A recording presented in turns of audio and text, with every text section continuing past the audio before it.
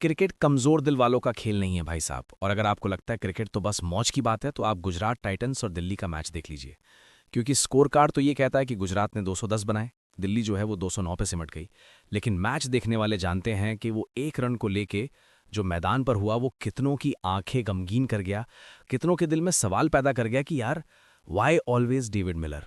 मतलब ठीक है, वर्ल्ड कप हम जीत गए थे 2004 में, वहाँ इंडियन हम चाहते थे कि हम जीते, मिलर के साथ जो कुछ हुआ वो हमें अच्छा लग रहा था। लेकिन आज लगा यार हमेशा मिलर के साथ क्यों होता है, क्योंकि मिलर इस मैच में चोटिल हुए थे, चोट लग के बाहर गए थे, फिर वापस लौट कर आए और लौटे ही नहीं, उन्होंने अपनी क्लास को दिखाया, बताया कि दुनिया उन्हें क्यों किलर मिलर कहती है।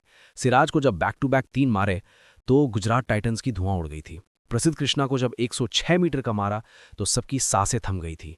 लेकिन फिर बदकिस्मती ने एक बार फिर मिलर का साथ नहीं छोड़ा और मिलर चोक कर गए। वो आखिरी 2 गेंदों पे सिर्फ 1 रन चाहिए था। डेविड मिलर चाहते तो आसानी से सिंगल मार के ले सकते थे, सिंगल था, बट किस्मत उनकी कहाँ उनके साथ रहती है। किस्मत फूटी, सिंगल मना किया और अगली गेंद पर प्रसिद्ध ने भगवान कृष्णा के आशीर्वाद से जो बाउंसर मारी वो मिस हो गई। कुलदीप ने दौड़ लगाई, कुलदीप पहुंच नहीं पाए और दिल्ली जो है 1 रन से मैच हार गई। जीता हुआ मैच दिल्ली हार गई। मतलब बहुत बहुत कमज़ोर दिल वालों को ये परेशान करने वाला है और मजबूत दिल वालों को भी झकझोर देने वाला है। ये कहानी है डेविड मिलर की। हालांकि रोमांच से बहुत बढ़िया है, क्योंकि इस मैच के पहले हर आदमी जो है वो गुजरात टाइटन को साइन ऑफ कर चुका था। और अगर ये मैच गुजरात हार जाती तो शायद आईपीएल बहुत बोरिंग हो जाता है। दिल्ली हारी है तो थोड़ा इंटरेस्टिंग हुआ है, लेकिन वही है, किसी के आंसू किसी के खुशी की वजह बनते हैं। आईपीएल इंटरेस्टिंग हुआ है, गुजरात जो है वो सीजन में जिंदा है, लेकिन दिल्ली जो है आज गमगीन हो गई है। डेविड मिलर जो आखिरी में लौट रहे थे और हर आदमी उन्हें कंसोल करने की कोशिश कर रहा था, उस वक्त दिल से बुरा लग रहा था कि यार ये नहीं होना चाहिए था, ये नहीं डिजर्व करता था। ये पहले भी इसके साथ कई बार हुआ है। मतलब ये मैच एक्चुअली दिल्ली का मैच था। शुरुआत हुई, दिल्ली ने कंट्रोल रखा था, एंड हुआ, ठीक है 200 प्लस रन गए थे, लेकिन दिल्ली कंट्रोलर मैच था। केएल राहुल और निशंका ने जो बल्लेबाजी की वो बता रही थी कि भाई दिल्ली के पास क्लास है। केएल की क्लास आज दिखाई पड़ी, लेकिन फिर बीच में सब गड़बड़ हो गया। एक तो वो नीतीश राणा को क्यों खिला रखा है। नीतीश राणा के खेलने का असर ये है कि आशुतोष शर्मा बाहर बैठते हैं और नीतीश बाबू जो हैं 3 मैच एकदम खत्म हो गए। दिल्ली ने अपना फरेरा जो है उठा के राजस्थान को दे दिया है और उनसे नीतीश राणा जो लिया है वो 1 मैच में रन नहीं बना रहे और पूरे सीजन में मुश्किल से 1 आध मैच में रन बनाएंगे। प्लस एक फिनिशर भी गायब कर दिया, क्योंकि अगर नीतीश नहीं खेल रहे होते तो शायद समीर रिजवी ऊपर आते, समीर ऊपर आते, नीचे चले आते आशुतोष शर्मा और ये मैच काफ़ी हद तक बन जाता। Tristan Stubbs run out हो गए थे। खैर ठीक है, अगर मगर के बीच में डेविड मिलर ने आज सिराज की बड़ी तगड़ी पिटाई की, तगड़ी पिटाई की भाई साहब। वो जो मार थी वो देखने लायक थी। मतलब सिराज के आज होश फाख्ता हो गए थे। 23 रन 1 ओवर में और उस वक्त लगा कि मैच खत्म हो गया। इनफैक्ट वो 106 मीटर के पर भी लगा मैच खत्म हो गया। और 2 गेंद में मतलब इतना कॉन्फिडेंस था मुझे। आखिरी ओवर में 13 रन चाहिए था। पहली पे चौका पड़ा, दूसरी पे आउट हुआ। मैंने कहा कुलदीप बस सिंगल दे दे, मिलर जिता देगा। फिर मिलर ने मारा, मेरे को लगा मैच खत्म, अब 2 बॉल में 2 रन। फिर मेरे मन से आया कि यार थोड़ा सिनेमा हो जाए, सिंगल हो जाए, मिस हो जाए, और वही हुआ। लेकिन जो मैच हमें लग रहा था कि शायद टाई हो जाएगा, वो मैच गुजरात की तरफ चला गया, मैच खत्म हो गया। मतलब मिलर क्या ही कहा जाए यार। मतलब मिलर के लिए आज बुरा लग रहा है मुझे, बुरा लगना भी चाहिए। आप स्टैट्स देख लो।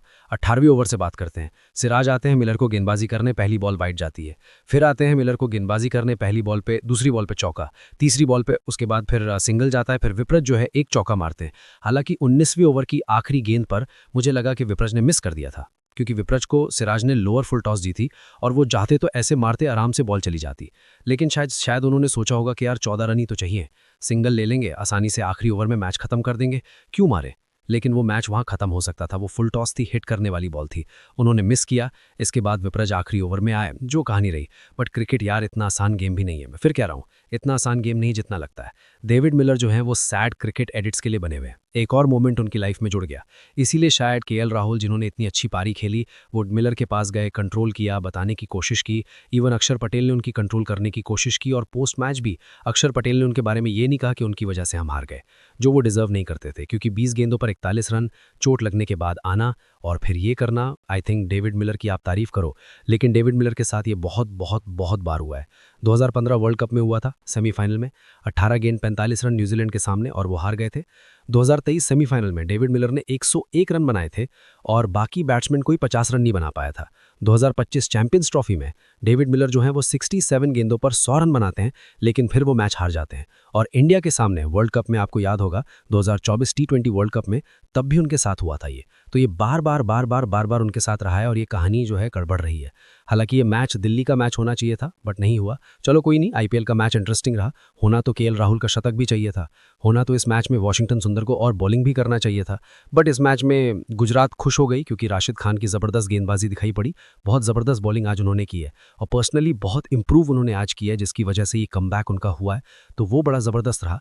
वॉशिंगटन सुंदर की बैटिंग आज बड़ी ज़बरदस्त रही। हालांकि मुझे अभी भी लगता है कि आशीष नेहरा की टीम ने बैट्समैन बहुत सारे मिस कर दिए। मतलब डेविड मिलर उनके प्लेयर थे, इनको उन्होंने मिस कर दिया। हार्दिक पांड्या ऑलराउंडर के तौर पे पहले ही चले गए थे। उसके बाद रदरफोर्ड इनके पास थे, रदरफोर्ड को भी उन्होंने मिस कर दिया। सो आई थिंक वो जो बहुत सारे बैट्समैन को उन्होंने छोड़ा और केवल बॉलर भर लिए, उसकी वजह से गुजरात टाइटन की बैटिंग जो है वो बीच में काफ़ी कमज़ोर हो गई है, बहुत कमज़ोर हो गई है। और ग्लेन फिलिप्स का वो उतना एक्स्ट्रॉर्डनरी टच नहीं है, शायद इस वजह से टीम जो है वो थोड़ी सी कमज़ोर नज़र आती है। तेवतिया मुझे नहीं पता उनमें कितनी क्रिकेट बची है लाइफ में, बट गुजरात टाइटंस एक कमज़ोर टीम है बैटिंग के उसमें। दिल्ली की बैटिंग बहुत डीप है। आज 2-3 प्लेयर फालतू खेल के आउट हुए, उसके बावजूद ये टीम ऑलमोस्ट मैच जीत गई थी। दिल्ली खुश होगी केएल राहुल के फॉर्म में आने से, क्योंकि केएल राहुल 33 रन पे खेल रहे थे। फिर उसके बाद बढ़िया फैंटे लगा जिन्होंने चौका और फिर अर्शतक पूरा किया। 28 गेंदों पर 211 चेस कर रहे थे, अच्छी पारी उनकी थी। थोड़े ब्लंडर जो है दिल्ली से हुए हैं, जैसे नीतीश राणा को लेकर एक ब्लंडर मुझे लगता है कि 3 मैच से वो बर्बाद कर रहे हैं। एलएसजी के सामने 17 गेंद 15 रन, एमआई के सामने 3 गेंद 0, जीटी के सामने 6 गेंद 5 रन। अब क्योंकि वो खेल रहे हैं इसलिए समीर रिजवी को इम्पैक्ट प्लेयर खेलना पड़ रहा है और आशुतोष शर्मा को बैठना पड़ रहा है। तो ये कहानी उनके लिए अनफॉर्चुनेट है, वैसे ही जैसे केएल राहुल के लिए अनफॉर्चुनेट है तीसरी बार 90s में रह जाना। 94, 91, 92 ऋतुराज के लिए भी रहा है, 3 बार वो भी 90s में गए हैं। तो ये सारे प्लेयर हैं, बट क्या ही कहा जाए उनका। आज इस मैच में राशिद खान की भी तारीफ होनी चाहिए। एक बहुत बड़ा हाई स्कोरिंग मैच था, 10-11 रन हर बॉलर दे रहा था। वहाँ पे 4 ओवर 17 रन देके 3 विकेट निकालना, आई थिंक ये बहुत एक्स्ट्रॉर्डनरी बॉलिंग थी। ये पीक राशिद खान के वापस आने का संकेत था और तारीफ होनी चाहिए राशिद खान की भी वजह से मैच बना, क्योंकि दोनों टीमों में 10+ रन सारे बॉलर पिट रहे थे और वहाँ पर एक बॉलर 4 की इकॉनमी से पिटता है और ये गेंदबाजी करता है। आप जितनी तारीफ करें उतना कम है और विकेट भी अच्छे निकाले।